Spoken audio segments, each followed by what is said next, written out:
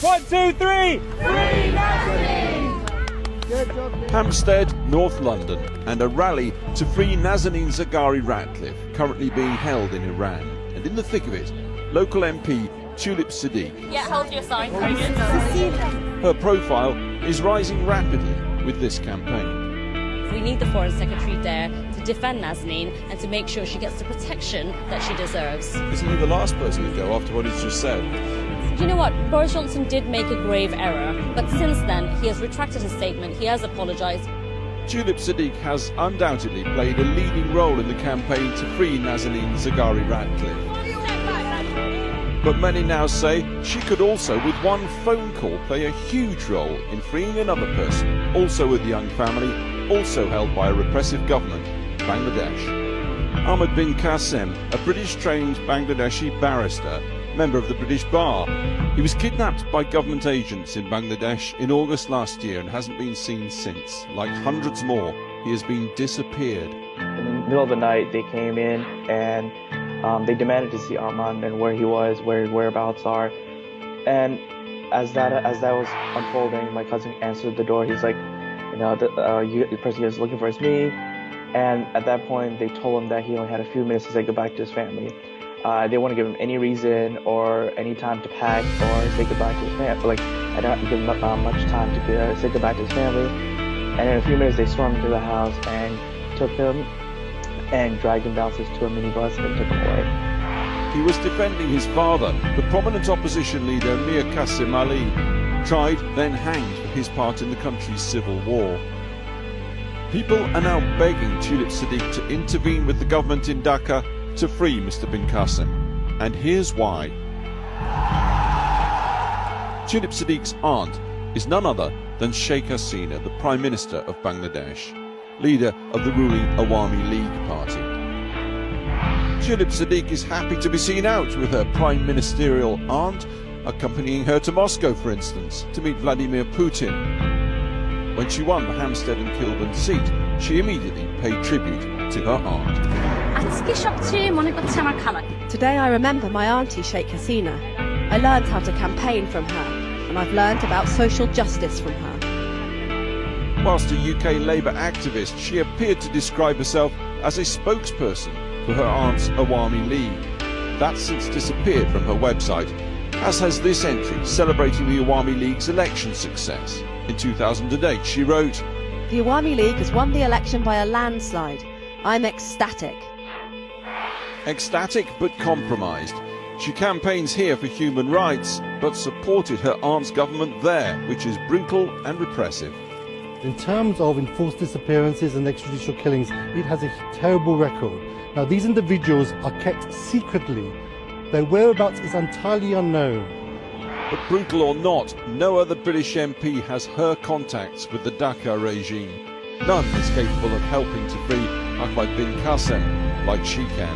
Tulip is a highly unusual member of parliament. I don't think there's any other member of parliament who is so related to the senior tiers of another country. And Tulip Siddiqui has the power to intervene if she wants to. And even if, I can't say for sure that they will be released, but there's no other person outside of Bangladesh who has more influence over the government than Tulip Siddiqui. He's made it crystal clear that Nazanin was actually on holiday in Iran.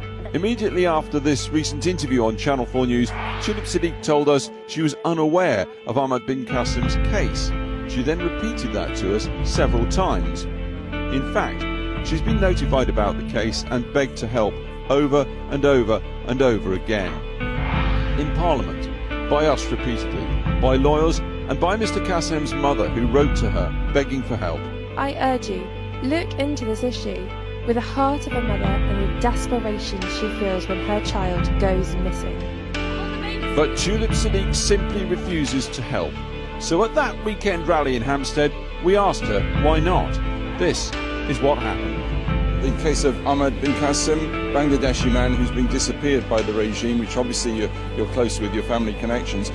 People are saying with one phone call, just like this campaign, you could pick up the phone. This man, Ahmed bin Qasim.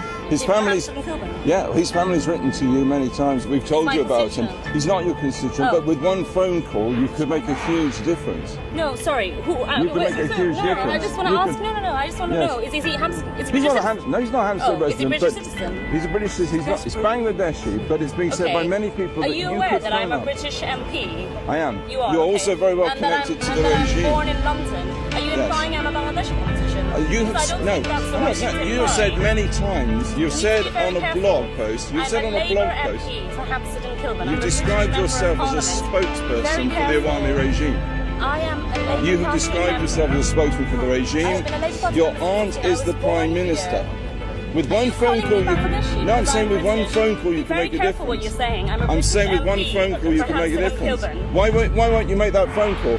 This is Why won't you absolutely phone call? desperate. This is desperate. Why won't you make that one phone call? Yes, and we're covering that. As she walked out, her office manager, Oliver Denton, walked in. Sorry, can you stop pushing me? What are you talking about? You just pushed my camera. Okay, stop filming. Our producer then attempted to get answers to questions. I'm not Bangladeshi, and the person you're talking about, I have no idea about their case. We're That is covering the that. end of my statement. She then made an apparently threatening remark to our producer, who is pregnant. Thanks, Daisy, for coming. Hope you have a great birth. This child labour is hard. Tulip Siddiq sits on the Women and Equalities Select Committee in Parliament. The only reason she's ever given us for not helping Ahmad bin Qasim is that he's never lived in Hampstead. He's not a constituent. Yet this is what the MP apparently told a Bangladeshi online newspaper. You don't have to be in Bangladesh or England. I try to help Bangladeshis in England in whatever way it is possible. I travelled to Dhaka in November 2016 and I met with a number of diplomats there and asked them what could we do to free Arman. And what they told me was the person to speak to is Tulip Siddiq MP, because all it would take, they said, is a phone call from her for him to be released. Tonight, mystery surrounds the whereabouts of Ahmad bin Qasim in Bangladesh. Mystery also surrounds the Hampstead MP, who says she'll help Bangladeshis anywhere, but clearly won't in this case.